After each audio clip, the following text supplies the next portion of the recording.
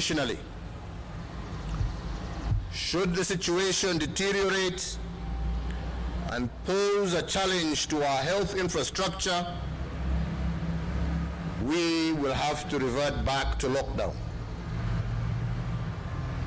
In the next 21 days, we shall study patterns of interactions and the spread of the disease. Any trends that signal a worsening of the pandemic, we will have no choice but to return to lockdown at zero option. Secondly, fellow Kenyans,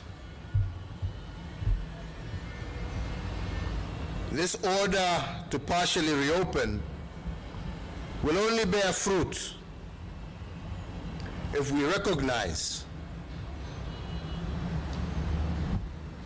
that this exercise is a shared responsibility. It is my intention that not only shall we reopen as we have done now, but we shall go further in our partial reopening as we go forward. However, I must also be clear that that shall be based on the behavior of each and every one of us individually.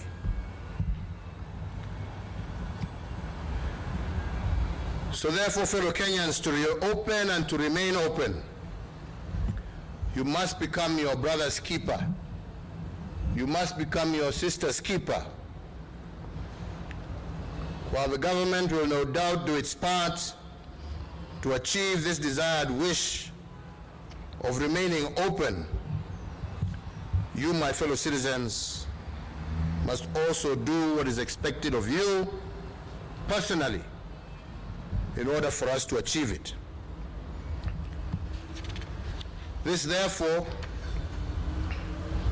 is not just a call to reopen our country, but it is also a national call to civic responsibility. And on this, I must further add that civic responsibility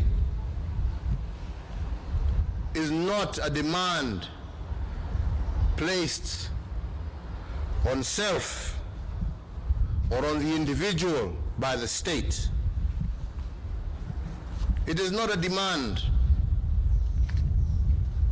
that the state can enforce. It is therefore a duty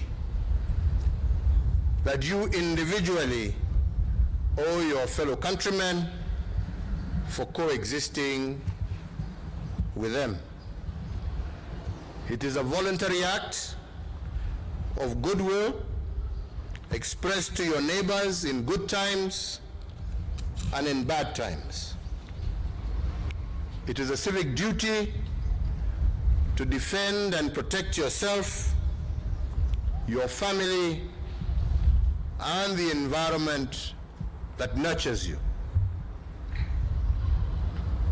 My national call to you all, therefore, is to minimize unnecessary contact and movement. I encourage all Kenyans to consider delaying non-essential up-country travel. But again, that is voluntary. And I encourage you to exercise extreme caution and fidelity to the correct usage of face masks, hand washing, sanitizing, physical and social distancing, and also your individual concern for the health, especially of the elderly and those who have immune depressed systems, people who are much more susceptible to get a serious case of COVID-19.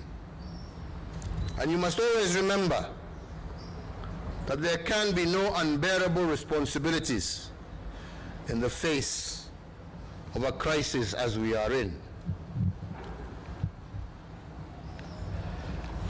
Going further, and again with the advice of the National Security Council and the National Emergency Response Committee on the coronavirus pandemic, I also further order and direct the following phase measures. That places of worship will commence phased reopening for congregational worship and public, that is, individuals can attend worship in strict conformity with all applicable guidelines and protocols, including the self-regulating guidelines that have been developed by our friends of the Interfaith Council, protocols and guidelines that I have received from them today.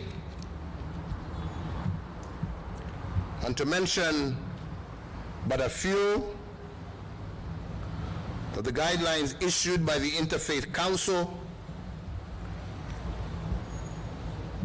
only a maximum of 100 participants will be allowed at each worship ceremony, which should not take more than an hour.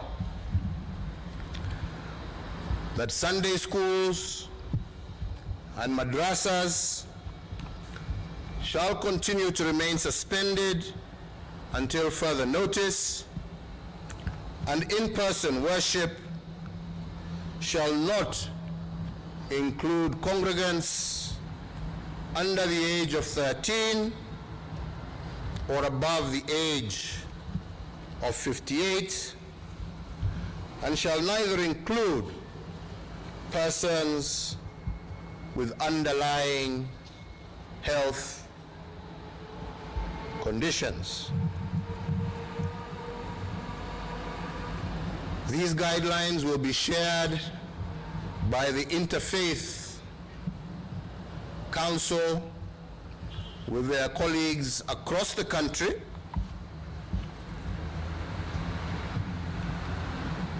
and we have said